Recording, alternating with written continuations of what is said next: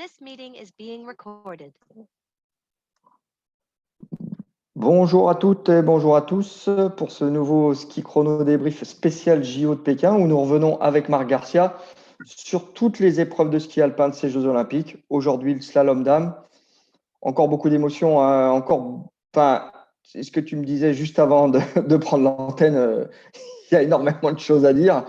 On va commencer par la reine du jour, Petra Vlhova, impressionnante et surtout impressionnante dans sa réaction. On ne l'avait pas vue ou peu vue dans le géant où elle est 14e, pas vue ou peu vue lors de la première manche où elle est seulement 8e. Elle réagit en championne, elle réagit comme la meilleure slalomeuse du monde. Oui, pas simple psychologiquement parce que je pense qu'à la première manche, elle passe au travers par rapport à son niveau. Pour différentes raisons, hein. Qualité de neige, tout le monde l'a dit, elle a répété.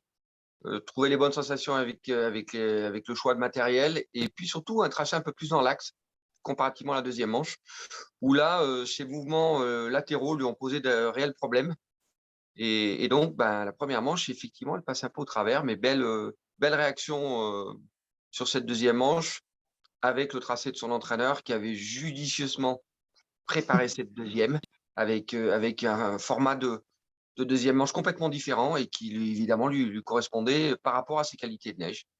Mais en tout cas, Sarah Hector, je te l'ai dit, j'ai regardé de nouveau. Elle était très, très, très, très vite. Mais bon, c'est Vlhova qui gagne. Bravo à elle. Bravo. Justement, son coach Mauro Pini, et tu nous l'avais annoncé en avant-première sur Ski Chrono Débrief au printemps dernier. Elle venait de gagner le Gros Globe, Petra Vlhova. Elle avait choisi de changer d'entraîneur, de prendre le Suisse Mauro Pini, qui avait coaché plein d'équipes, qui avait coaché Lara Gut. Ça semble être un pari gagnant. Oui, tu sais, il y a le oui et le non. Et en l'occurrence, oui, pari gagnant. Ils ont fait une stratégie depuis le début de saison complètement différente, justement. Ils l'ont aussi un petit peu soulagée sur des gros problèmes d'entraînement physique qu'elle avait déjà l'année dernière. Elle avait son précédent entraîneur était très, très sur des hautes intensités physiques, ce qui l'a beaucoup épuisé physiquement et nerveusement. Et cette année, ils ont pris d'autres options et qui s'avèrent payantes en Coupe du Monde et aujourd'hui en slalom. Oui, elle a fait des impasses alors que l'année dernière, elle courait tout. Elle courait après le Gros Globe et cette année, elle a vraiment fait des impasses, notamment sur la vitesse. On retrouve un système déjà connu, ne serait-ce qu'avec Tina Mazet, qu'on a connu aussi avec Lara Gut, avec une cellule tournée autour d'une athlète. Là aussi, c'est un fonctionnement particulier, mais qui a l'air de bien marcher. Oui, on avait chez nous en France, il y a très longtemps, Carole Merle, qui avait, faut pas l'oublier. Oui, C'est vrai, c'est pointu, hein, chez les garçons et bien c'est d'autres pointu. encore. Bon, c'est une Slovaque, des pays de l'Est, et donc il était important pour elle. De toute façon, autour d'elle, il n'y a pas d'autres skieuses non plus. Ouais. Donc, globalement, c'est 100% pour elle. Ok. Juste derrière, on a encore des Suissesses. Tu m'as dit il faut parler de l'ensemble des Suissesses. Elles sont toujours là finalement, hein. Ouais, elles ont fait une très très belle course d'équipe. J'avais mis un billet moi sur Gizine pour une médaille. Wendy est encore là, elle est là. Et bravo à elle. Mais l'ensemble, Camille Rast et elles sont toutes là. Elles ont fait de belles courses d'équipe. Moi, j'étais impressionné par ces Suissesses en slalom aujourd'hui. Linsberger aussi. On dirait presque que c'est une surprise. On oublie presque qu'elle est championne du monde en titre de la discipline. On l'a quand même pas vraiment vu aux avant-postes et elle a fait aussi une belle réaction dans la deuxième. Elle skie comme elle skie fort et elle se retrouve avec une médaille. Oui, on l'a vu depuis le début de saison moins performante que l'année dernière, et c'est pour la simple bonne raison. Bon, elle était là, on ne savait pas trop. On l'a pas vu non plus extraordinaire en géant.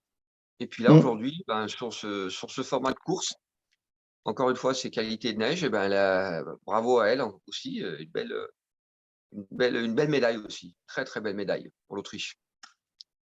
On attendait un match Vlhova-Shiffrin. On a eu Vlhova, on n'a pas eu Shiffrin. Qui, après son géant raté, à 10 secondes en piste, là, elle a fait 4 portes. Elle est partie à la faute. là, ça devient une énigme, Mickaël. Tu as raison, elle a répondu, elle est descendue, elle a parlé avec l'ensemble des médias. J'ai écouté ce Oui. qu'elle disait. Dans ce cas-là, c'est compliqué pour elle. C'est compliqué pour tout le monde. Elle était apparemment sereine. Elle s'est mis une pression, on va dire, toute seule. Mais bon, c'est la loi du slalom aussi. Un petit centième, un tout petit peu de retard sur sa ligne, ben, là, ça pardonne pas. On l'a jamais vu, quasiment jamais vu faire ça. Ça arrive le jour des Jeux Olympiques et on peut tout remettre en question. Et je pense qu'il n'y a pas de raison de tout remettre en question. C'est une course d'un jour où ça passe et ça passe pas.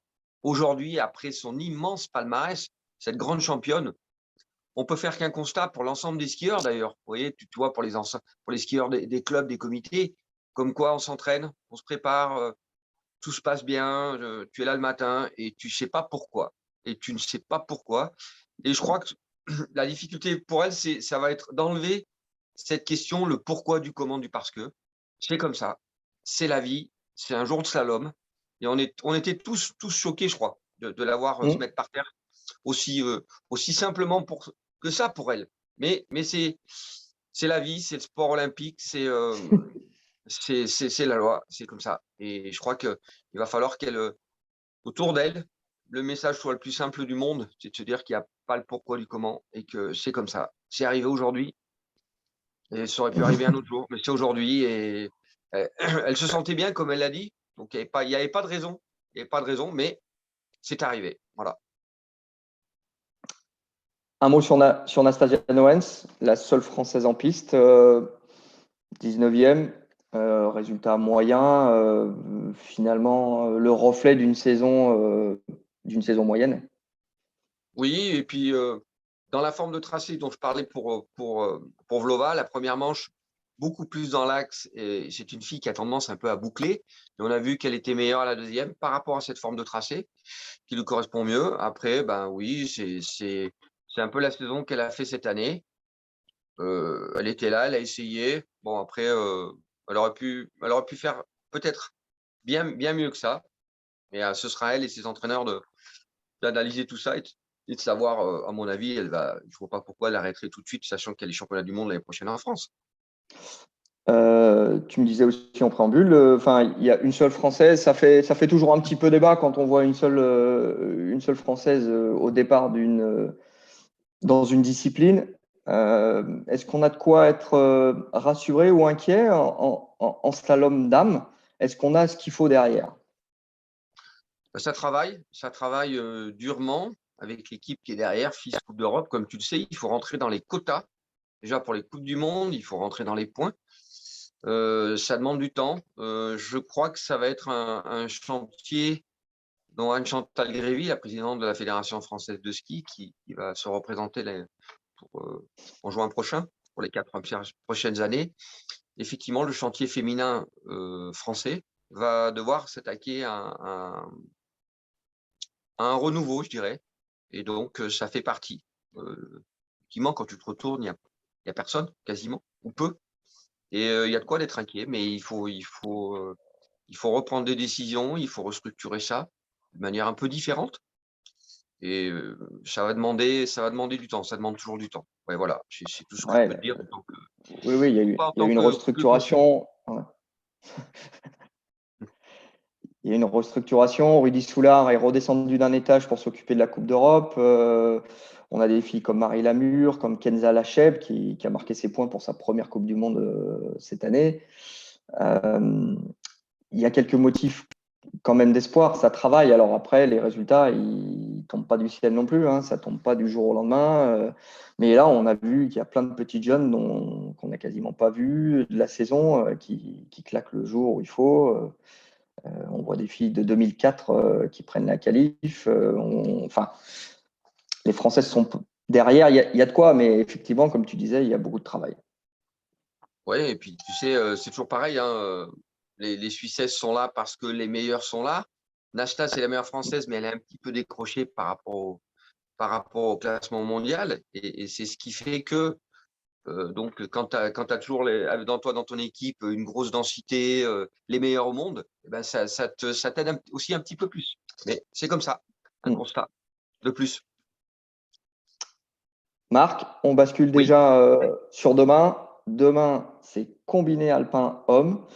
On a envie de dire c'est le grand jour, pour Pinturo. On l'attend et clairement on l'attend pour l'or, mais bon, c'est pas gagné quand même, hein. Non, c'est pas gagné. Je crois qu'il s'est rassuré. Avec l'épreuve de descente. Donc maintenant, ça va être la question des sensations de tous ces athlètes par rapport à une forme de tracé et par rapport à ses qualités de neige. Et ça va être intéressant demain de voir tout ça. Moi, je suis pas inquiet pour Pintu. La seule chose qu'il a dans sa caisse, je dirais, dans ses bagages, c'est l'expérience. Alors, il y a eu le doute, mais le doute, je pense que maintenant, il est de côté. C'est l'expérience qui va jouer demain. Et ben, on sera tous avec nos Français, en espérant nous ramener une belle médaille. Ça, c'est clair. Très bien. Merci Marc. Bonne journée à toi. Bonne journée à toutes et à tous. Ciao, à demain. Salut, merci Emmanuel.